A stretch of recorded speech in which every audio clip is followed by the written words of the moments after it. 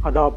मैं इमरान रज़ा ख़ान हाजिर हूँ द रिवोल्यूशनरी पोस्ट के साथ। जैसा कि हम देख रहे हैं कि पिछले चंद सालों में इस देश में राष्ट्रभक्ति के सर्टिफिकेट्स देने वालों की तादाद बढ़ती जा रही है। ये लोग अपने हक़ की बात कहने वालों को, अपना पक्ष रखने वालों को, अपनी आवाज़ उठाने वालों को, सवाल करने वालों को, आलोचनाएँ करने वालों को, जो कि जिसका हक़ संविधान ने हम भारतवासियों को दिया है, उनको देशद्रोही का सर्टिफिकेट्स और देश से निकल जाने का मशवरा चुटकी बजाते ही दे डालते हैं।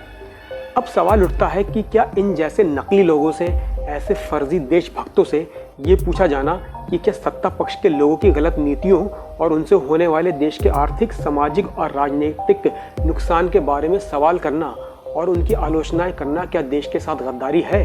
अगर है तो संविधान के किस पन्ने में लिखा है कि अपने हक के लिए आवाज़ उठाना, खराब नीतियों पर सवाल करना और सत्ता पर काबिज लोगों ने जो मन लुभावने वादे हमसे किए, जो अलबेले सतरंगी ख्वाब हमें दिखाएं, उन्हें उसकी ताबीर के लिए याद दिलाना क्या देशद्रोह है? क्या सच बोलना देशद्रोह है? तो द रिवोल्यूशनरी पोस्ट की हम भारत के लोग संविधान और राष्ट्रवाद सीरीज़ में कुछ इन्हीं सुलगते मुद्दों पर गौर व फिक्र करेंगे कि देशद्रोह क्या है और राष्ट्रवाद क्या है। देशवासियों, देशभक्ति, सच्ची देशभक्ति अपने देश के प्रति वफादारी और देश के प्रति अपने कर्तव्य के पालन में ईमानदारी है, ना कि किसी एक व्यक्ति विशेष या सत्ताधारी के प्रति वफादारी और भक्ति। यूं तो राष्ट्रवाद की परिभाषा किसी भी राष्ट्र के निर्माण और अस्तित्व पर निर्भर करती है और राष्ट्र का निर्माण मौखिक या लिखित उसूलों पर होता है, जिसको संविधान कहते हैं। ये कहना कि देश का आधार और आत्मा संविधान है तो कहना गलत नहीं होगा।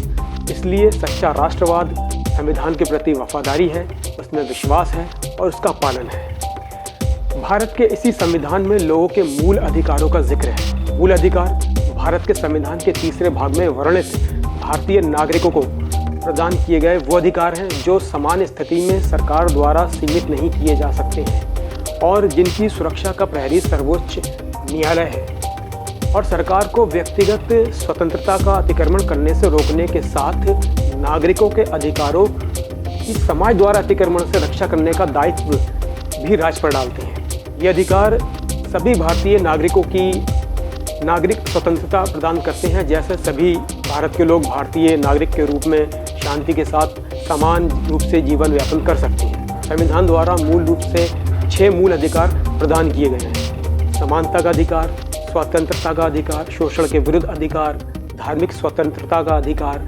सांस्कृतिक और शिक्षा के अधिकार और संवैधानिक स्वतंत्रता का अधिकार। इसलिए किसी को देशभक्ति और राष्ट्रवाद का सर्टिफिकेट लेने और देने से पहले संविधान का ज्ञान ले लेना चाहिए। ऐसे में खुद अपने गिरेबान में, अपनी अंतरात्मा में झांक कर देखना ज़रूरी हो जाता है कि हम खुद कितने बड़े राष्ट्रवादी हैं। इस सवाल का जवाब हमें खुद से बड़ी आसानी से मिल सकता है अगर हम एक लोकतांत्रिक देश के नागरिक बनकर ढूंढें। लेकिन अगर हम इस सवाल से भागेंगे तो कभी भी राष्ट्रवाद को समझ नहीं पाएंगे और ना संविधान के प्रति अपनी ईमानदारी निभा पाएंगे। और देश के संविधान के लिए ईमानदारी नहीं है तो ऐसी देशभक्ति की कोई अहमियत नहीं है। इसके लिए हमें संविधान का पालन करना है और संविधान का पालन करने के लिए हमें संविधान को पढ़ना, ना सिर्फ पढ़ना बल्कि उसको समझना है और हमें खुद का आंकलन करना है कि हम संविधान को कितना जानते हैं, उसको कितना मानते हैं। क्या 15 अगस्त और 26 जनवरी को महज झंडा फहराना, परेड करना, मिठाइयाँ बांटना, देशभक्ति के गीत गाना, रंगारंग कार्यक्रम करना, स्कूल, कॉलेज, संस्था इनके जो पदाधिकारी होते हैं, टीचरों, प्रोफेसर, विद्यार्थी और विशेष रूप से बुलाए गए मुख्य अतिथियों का भाषण देना और उनके भाषणों को सुनना और सुनकर घर वापस आ जाना, क्या यही देशभक्ति है? अच्छी बात है, ये सब होना चाहिए, ज़रूरी है, देश का सम्मान सर्वोपरि है। लेकिन इन गीतों में और दिए गए भाषणों में संविधान के निर्माण, उसके अस्तित्व में लाने की गाथा कहीं ना कहीं छूट जाती है। शायद ही किसी स्कूल, कॉलेज, संस्थान में ये भाषण, ये स्पीच भी दी जाती हो कि गणतंत्र दिवस आखिर होता क्या है। तो शायद हमारी देशभक्ति, हमारा राष्ट्रवाद फ़कत नारों गीतों, फेसबुक, व्हाट्सएप पर स्टेटस डालने, पिक्चर अपलोड करने और क्रिकेट मैच में जज्बा दिखाने तक सीमित नहीं रह जाता। हमें ये जानना समझना बेहद ज़रूरी है कि अगर राष्ट्र का आधार राष्ट्रवाद है तो राष्ट्रवाद का आधार राष्ट्र है और राष्ट्र संविधान से है। इसलिए चलते चलते ये भी बताता चलूँ कि हमारा संविधान 3 प्रमुख बिंदुओं पर आधारित है। पहला, राजनीतिक सिद्धांत, जिसके अनुसार भारत एक लोकतांत्रिक देश होगा और ये सार्वभौम धर्मनिरपेक्ष राज्य होगा।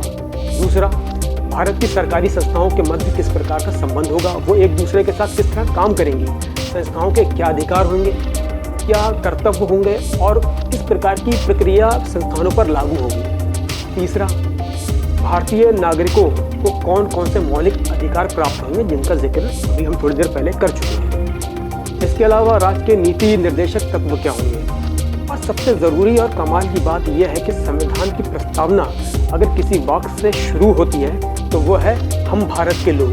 अब हम भारत के लोग कौन हैं, क्या हैं तो क्यों हैं, इस पर गौर कीजिए और उसको तो बिल्कुल भी मत भूलिएगा कि कम से कम अपने मौलिक अधिकारों की आज़ादी के लिए आवाज़ उठाना और किसी भी सरकार की गलत नीतियों का विरोध करना, जवाब मांगना देशद्रोह है। हमारे संविधान